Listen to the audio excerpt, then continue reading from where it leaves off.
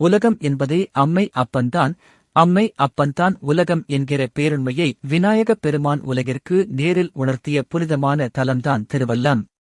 ஞானப் பழமான மாங்கனியைப் பெறுவதற்காக தன் பெற்றோரையே உலகம் முழுமையாக கருதி அவர்களை வலம் வந்து கனியைப் பெற்றதால் இந்த இடத்திற்கு திருவலம் என்று பெயர் ஏற்பட்டு பின்னர் திருவல்லம் என மருவியது. இதனாலேயே இத்தல விநாயகர் தன் துதிக்கையில் மாங்கனியுடன் மூன்றொரு வாகனத்தின் மேல் வடக்கு நோக்கி அமர்ந்து கனி வாங்கிய பிள்ளையார் என்று மிகவும் போற்றப்படுகிறார்.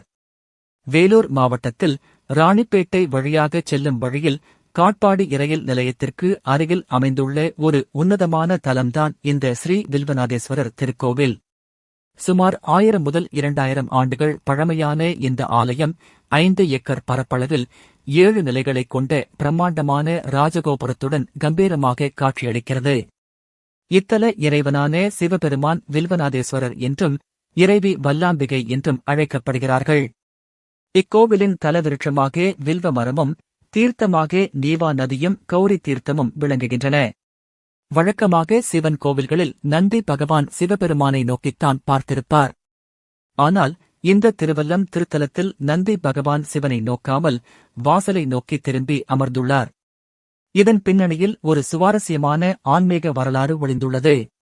முன்னொரு காலத்தில் திருவல்லம் கோவிலில் இருந்து அர்ச்சகர் ஒருவர் இறைவனின் அபிஷேகத்திற்காக கஞ்சன் மலையிலிருந்து தீர்த்தம் எடுத்து வந்து கொண்டிருந்தார். அப்போது கஞ்சன் என்ற அசுரன் அர்ச்சகர் தீர்த்தம் எடுத்து வரும் வழியெல்லாம் அவருக்கு பல இன்னல்களையும் இடையூறுகளையும் கொடுத்து கொடுமைப்படுத்தி வந்தான்.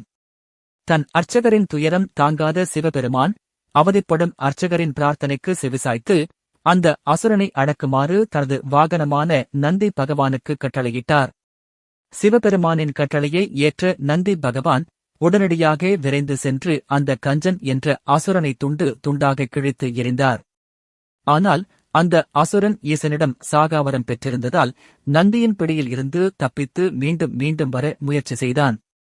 இதனால் அந்த அசுரன் மீண்டும் இந்த தூய்மையான பகுதிக்குள்ளும் ஆலயத்திற்குள்ளும் நுழைந்துவிடக்கூடாது என்பதற்காக நந்தி பகவான் வாசலையே நோக்கி திரும்பி பார்த்தபடி அமர்ந்துள்ளார். உள்பிரகாரத்தில் வலம்புரி விநாயகர், விஷ்ணு, முருகன், சகஸ்ரலிங்கம், மீனாட்சி சுந்தரேஸ்வரர், பைரவர், சூரியன் மற்றும் பாடலேஸ்வரர் ஆகியோருக்கு தனித்தனி சன்னதிகள் அமைந்துள்ளன. இங்கு மூலவர் சன்னதியின் வலதுபுறம் ஜலகண்டேஸ்வரர், பாடலலிங்கேஸ்வரர் என்ற திருநாமத்துடன் தொட்டி போன்ற அமைப்பில் தண்ணீருக்கு நடுவே எழுந்தருளி அருள் பாலிக்கிறார். மழை வேண்டி இவருக்கு பிரத்யேக பூஜைகள் செய்யப்படுகின்றன. நந்திக்கும் வில்வநாதேஸ்வரர் சன்னதிக்கும் நடுவே தட்சிணாமூர்த்தியின் சீடரான சனக முனிவரின் ஜீவசமாதி அமைந்துள்ளது. இங்கு அமர்ந்து தியானம் செய்தால் முற்பிறவி பாவங்கள் அனைத்தும் நீங்கும் என்பது நம்பிக்கை. மேலும் ஸ்ரீ சிவானந்த மான சுவாமிகள் இக்கோவிலில் உள்ள பலா மரத்தின் அடியில் அமர்ந்து தவமிருந்த தலம் இதுவாகும். இவருக்கு ஆலயத்தின் அருகிலேயே ஒரு மடம் அமைந்துள்ளது.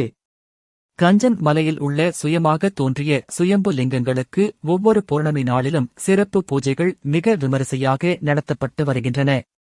பொங்கல் திருவிழாவின் 3வது நாளில் அசுரனான கஞ்சனின் உடற்பாகங்கள் விழுந்த 8 இடங்களிலும் அவனுக்கு ஈசன் முக்தி அளித்த நிகழ்வு மிகச் சிறப்பாக கொண்டாடப்படுகிறது.